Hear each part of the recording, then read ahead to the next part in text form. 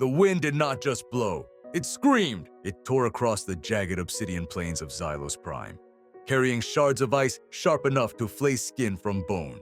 But inside the small, hollowed-out cavern, the air was still. Freezing, but still. Kael sat on the hard stone floor, his four-fingered hands trembling, not from the cold, but from grief. In his lap lay Elara. She was small, even for a Vylari child. Her skin, usually a vibrant, luminescent violet, had faded to a dull, ashy gray. Her breathing was a shallow rattle, a sound that tore at Kael's heart more than the storm outside ever could. The paralysis had started in her legs a cycle ago. The wasting, that's what the village elders called it. A genetic curse common among their people since the Great War poisoned the atmosphere. There was no cure, no medicine, only the wait. And now, the wait was ending. Kael smoothed the thin, silvery hair back from her forehead. She was cold, so cold. The heating unit had died hours ago. Its power cell drained. He had wrapped her in every scrap of cloth they owned, and now, he wrapped her in his own body heat, what little was left of it. "Baba," her voice was a wisp of smoke. "I'm here, little star," Kael whispered, his throat tight. "Sing it," she murmured, her eyes remaining closed. "The song, please." Kael closed his eyes. Tears leaked out, freezing instantly on his cheeks. It was the death song, the melody Vylari fathers sang to guide their children into the great silence. To sing it was to accept the end, to admit defeat, but he could deny her nothing. He began to hum. It was a low, mournful tune, vibrating in his chest. His voice cracked, wavering in the freezing dark. "Sleep now, little star. The dark is soft. The pain is gone, the sky aloft." The wind battered the stone-blocked entrance of the cave, a rhythmic pounding like a giant's fist. Kael sang louder, trying to drown out the storm, trying to pretend that this wasn't the last time he would hear her breathe. "Drift away on tides of light!" Boom! The stone blocking the entrance exploded inward. Kael threw himself over Elara, shielding her from the dust and debris. The wind roared into the cave, instantly dropping the temperature to lethal levels. Kael looked up, terror seizing his chest, expecting a predator, a scavenger beast. Instead, a shadow stepped out of the storm. It was massive. 2 heads taller than Kael, broad-shouldered and draped in a heavy, tattered cloak that whipped violently in the wind. The figure stepped inside, blocking the wind with its sheer bulk. It turned, grabbed a slab of rock that 2 Vylari couldn't have lifted, and slammed it back into place, sealing the cave with a deafening thud. Silence returned. Kael scrambled backward, pulling Elara with him. He fumbled for his mining pick, a pathetic weapon against such a giant. The figure turned. It reached up and pulled down its hood, then unsealed a full-face breather mask. A hiss of depressurizing air filled the cave. It was a human. Kael had heard stories of them, the Terrans, the Wanderers, a species that had lost their own world and now drifted through the galaxy, selling their violence to the highest bidder. They were said to be devoid of souls, creatures of metal and scar tissue. This one looked the part. His face was a map of old violence, a jagged scar running from his temple to his jaw. His eyes were dark, devoid of the bioluminescence that Kael's people had. They were flat, hard, and tired. The human looked at Kael, then his gaze dropped to Elara. "Get back," Kael hissed, brandishing the mining pick. "I have nothing, no credits, no fuel." The human didn't flinch. He didn't even blink. He simply walked toward them. The heavy thud of his boots echoed on the stone. Thud, thud, thud. "Stay back," Kael screamed, swinging the pick. The human caught the handle mid-swing. He didn't struggle, he just stopped it, as if Kael were a child playing with a toy. He looked at Kael, not with anger, but with a strange, detached pity. "Stop," the human rumbled. His voice was like grinding stones, deep, resonant. "You're wasting heat." He gently took the pick from Kael's hands and tossed it aside. Then he knelt. The movement was surprisingly fluid for someone so large. He reached into his heavy coat and pulled out a small metallic disc. He twisted it, and it flared with an intense orange light, a thermal emitter on military grade. He tossed it onto the floor between them. Immediately, a wave of warmth washed over Kael's face, banishing the biting cold. "Eat," the human said. He reached into a pouch and pulled out a ration bar, tossing it onto Kael's lap. Kael stared at the food, then at the heat source, then at the stranger. "Why?" "Storm's bad," the human said, sitting back against the cave wall and crossing his arms. "I'm tired. You have a roof. I have heat trade." He closed his eyes, as if going to sleep. Kael didn't move for a long time. He watched the stranger through the shimmering heat of the emitter. The human, Ronin, the translator on Kael's belt had tagged the name from the human's personal biosignature broadcast. Seemed asleep. Elara stirred. The warmth had reached her. "Papa?" "It's okay," Kael whispered, breaking the ration bar in half. "Eat this." She took a small bite, but she was too weak to chew. The paralysis was reaching her throat. Kael felt the despair crash over him again. The heat didn't matter. The food didn't matter. She was dying. He began to weep again, softly. He rocked her, resuming the song. "Asleep now, little star."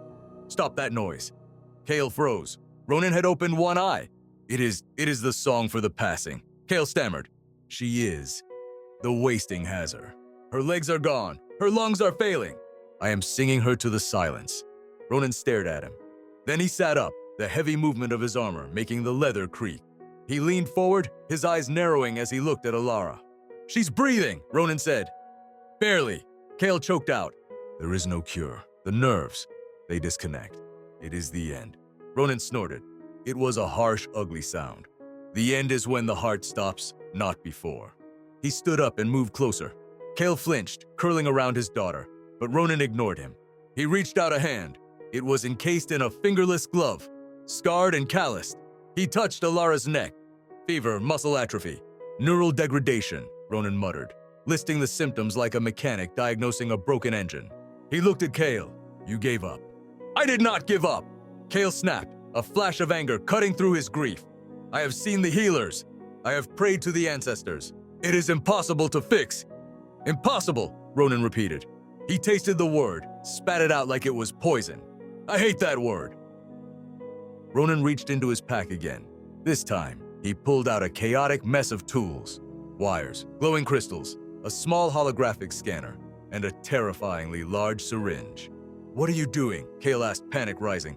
"Fixing the wiring," Ronin grunted. "You cannot. She is fragile. You are a human. You destroy things. You do not fix them." Ronin paused. He looked at Kael, and for a second, the hardness in his eyes cracked. Behind the soldier's gaze, Kael saw something old, something incredibly painful. "I've destroyed enough," Ronin said quietly. "Sit down. Hold her head. If she moves, she dies." There was an authority in his voice that bypassed Kael's brain and spoke directly to his instincts. Kael obeyed. He held Elara's head, his hands shaking. Ronin went to work. It was terrifying to watch. The human's hands, so large they could crush a Vylari skull with a squeeze, moved with microscopic precision. He activated the scanner, a blue light washing over Elara's spine. "Neural pathways are blocked. Signal isn't getting through," Ronin muttered to himself. "Biological rot needs a bypass." He stripped a wire from his own wrist computer. He bit the casing off with his teeth, exposing the filaments. "This is going to hurt her," Ronin warned. "She is paralyzed." Kael wept. "She feels nothing. She will now." Ronin pressed the wire against the base of Elara's neck and activated a small fusion welder. A tiny spark hissed. Elara screamed. It was a weak, ragged sound, but it was a scream. Her back arched. Her legs, her dead, useless legs, twitched.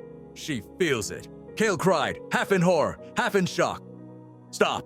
You are hurting her." "Pain means the nerves are waking up," Ronin growled, not looking up. Sweat beading on his forehead. "Hold her still."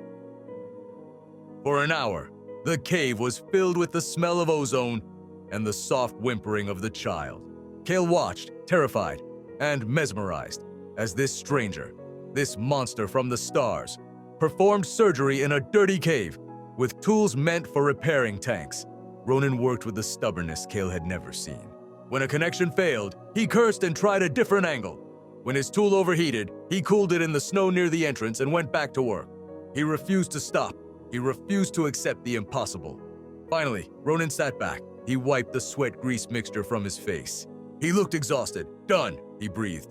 Elara lay still, but her chest was rising and falling in a deep, rhythmic pattern. The rattle was gone.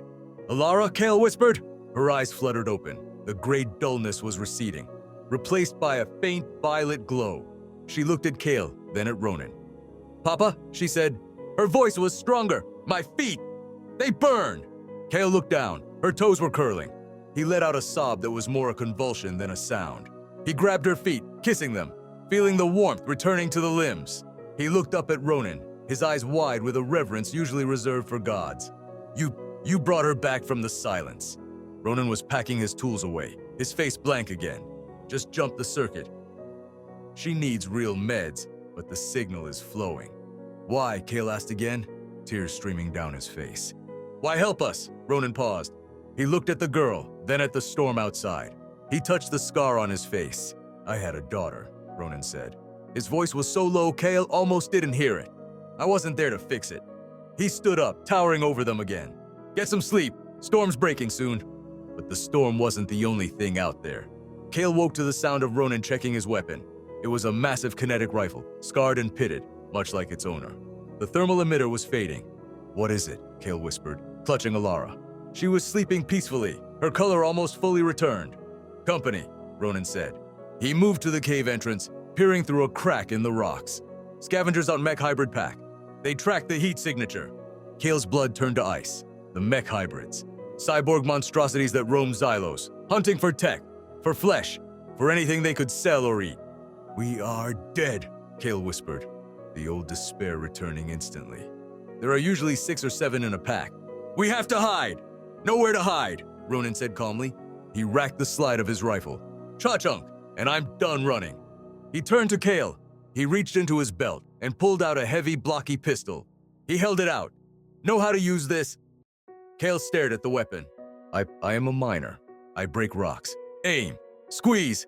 Don't hit me." Ronin shoved the gun into Kael's hands. "Stay behind me. If anything gets past me, you kill it. You don't let them touch her. Understand?" Kael looked at Elara sleeping. He looked at the gun. He felt the weight of it. It felt wrong in his hand.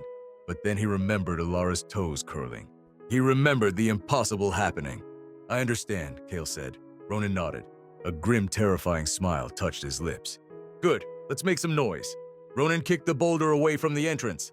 The wind had died down, leaving an eerie, foggy silence on the plains. Through the mist, green optical sensors flared to life. Screech! The sound of metal grinding on bone. 6 shapes emerged from the fog. They were nightmare fuel. Wolves made of rusted steel and rotting flesh. With hydraulic jaws and buzzsaws for claws, they saw the open cave.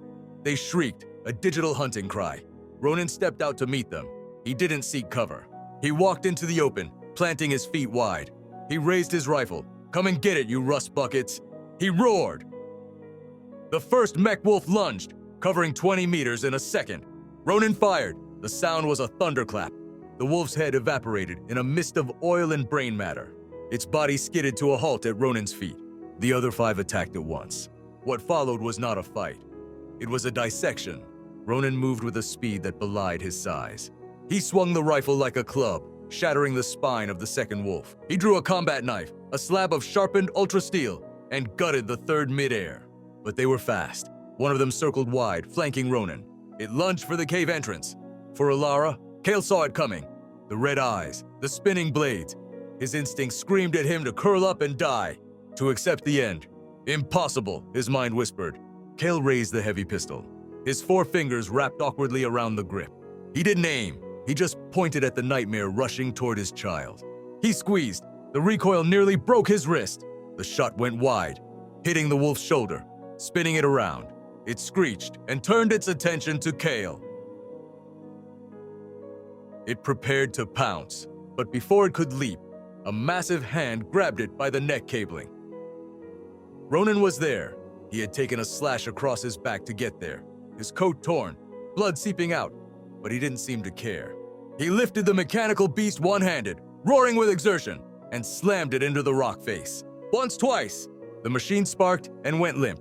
Ronin dropped the scrap metal. He turned, breathing heavy, blood dripping from his arm. 2 wolves left. They circled, wary now.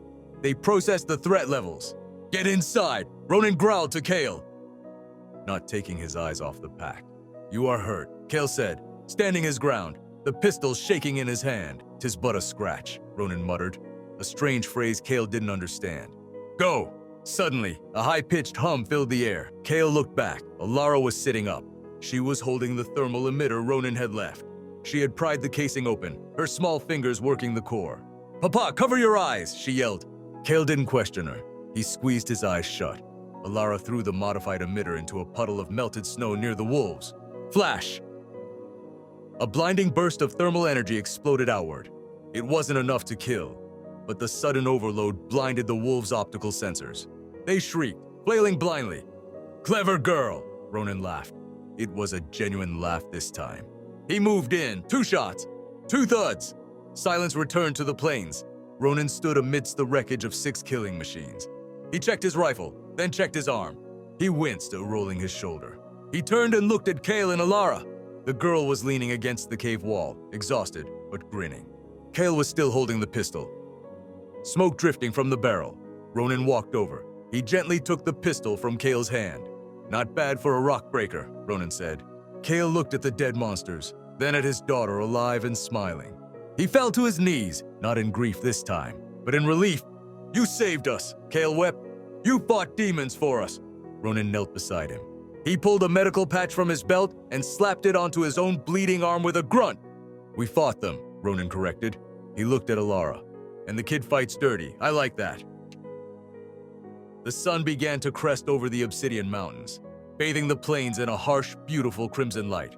The storm had broken completely. Where will you go? Kael asked, standing up and helping Elara to her feet. Her legs were shaky, but they held. Ronin looked at the horizon. I was heading to the spaceport at Vector 9, looking for work. We have no credits, Kael said quietly, but our village is on the way. We have food, we have warm beds, and the elders, they need to see this. They need to know the wasting can be fought. Ronin looked at the lonely, empty horizon. Then he looked at the small alien girl clutching his heavy coat, looking up at him with hero worship in her violet eyes. Vector 9 isn't going anywhere, Ronin said, hoisting his pack. Lead the way, Rockbreaker. Kael smiled.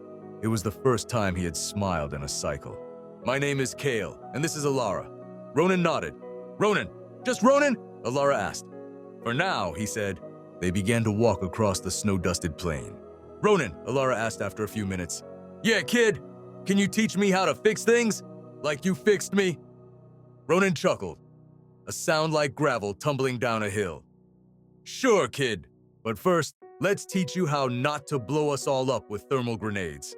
Kael watched them, the giant, scarred human war machine and his fragile, violet-skinned daughter.